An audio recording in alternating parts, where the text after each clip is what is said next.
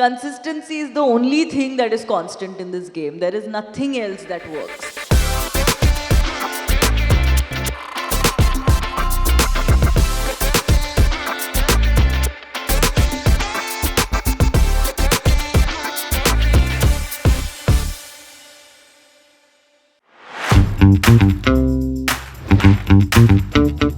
Honestly, for me, I'll be very honest with you, there was no thought that went into making myself a brand.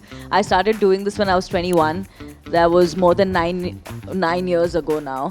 I had absolutely no clue what I was doing. I've kind of learned everything that I have done on the job. I think we've all just learned on the job. And then now I feel very grateful that I'm in a place where I have a team that can guide me through everything. That makes things a lot easier. There's no journey really, but yeah, it's a romance fiction novel. I started writing it in April last year. I actually never thought I would write a book. I think it's very audacious of me to even think that I could write or finish writing a book. I started working on it as a show idea that I wanted to make into like a 6-part series and then sell to a Netflix or a Prime or a Hotstar or a Sony and see what they think about it. But when I started writing it, I realized that the excerpts that I was writing looked a lot like chapters, so that's where we went. Again, no set plan whatsoever. You just learn on the job. I think one of my favorite things about being a creator is that no day is like another. Every day is different. The fact that there are no set rules where I don't have to do things a certain way or follow a certain pattern of working every day kind of keeps it very exciting. And that's exactly how it happened. I never really woke up every day thinking कि चलो नहीं YouTube content बनाना है ताकि कोई audition के लिए बुलाएगा. I was very happy doing what I was doing till the audition came. फिर ऐसे लगने लग गया कि चलो ऑडिशन में तो मज़ा आया, मिल भी गया काम तो और ऑडिशंस आने चाहिए. There's a bunch of other writing I'm doing that I hopefully can sell to production houses or platforms, and I think it's that's just the fun of it. There is a need for everything. You know why? Because there's a consumption of everything. At this point, if you really want to pay attention to this, when you're scrolling through your shorts or when you're scrolling through your reels, every now and then a reel that has really done well, try clicking on the profile and seeing the profile. Chances are that the numbers on the following are not that high every single time. But a video works, a piece of content works. Something picks a channel up from where it was to where it can be.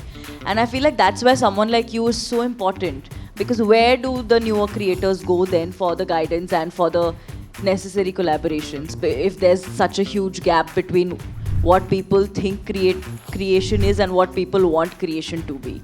So I think there's 100% a need for something like this. I started off as a creator on One Digital Entertainment. They got me to the platform, they got me to the circuit. I have never lived a single day as a creator without a network managing me. And I couldn't have it any other way. I had the right guidance at 500 followers also, and now at 8 million also. I've been doing this for close to a decade now. I started in the Feb of 2015. I came to realize that there are certain ways, and it's very easy. There are certain ways where you need to regulate the internet for you. You need to surf it and not let the internet surf you. For me, it was much easier because it's my job place. It's my workplace. That is where I go to work. That is where I go to share content, to learn about content, to connect with my audience, to engage, stuff like that. And after a while, I realized it's not my labor to entertain someone's unhappy life. It doesn't get to me because I have found a very clear difference between constructive criticism and hate.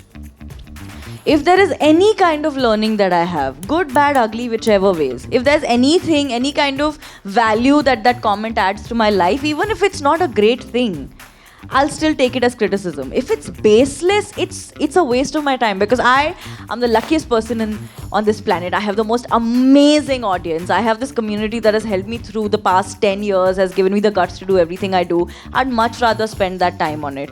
So I mute and restrict people like nobody's business. Like 100,000 people who do not add any value to my life have been muted, have been restricted, have been removed because I want to make space for people who actually care about what I do because that is what drives me to keep doing what I'm doing. I assure you, the social media is where I've found my life, I've found my space, I've found my community, I've found so much joy, so much happiness, so much validation, which has helped me become the person that I am. I promise you it's a great place. But just make sure you kind of tailor it, you surf it, and you don't let the internet surf you. I started talking about body positivity and mental health and stuff like that like a few years ago. But climate conversations have been fairly new. I'm still learning my ropes.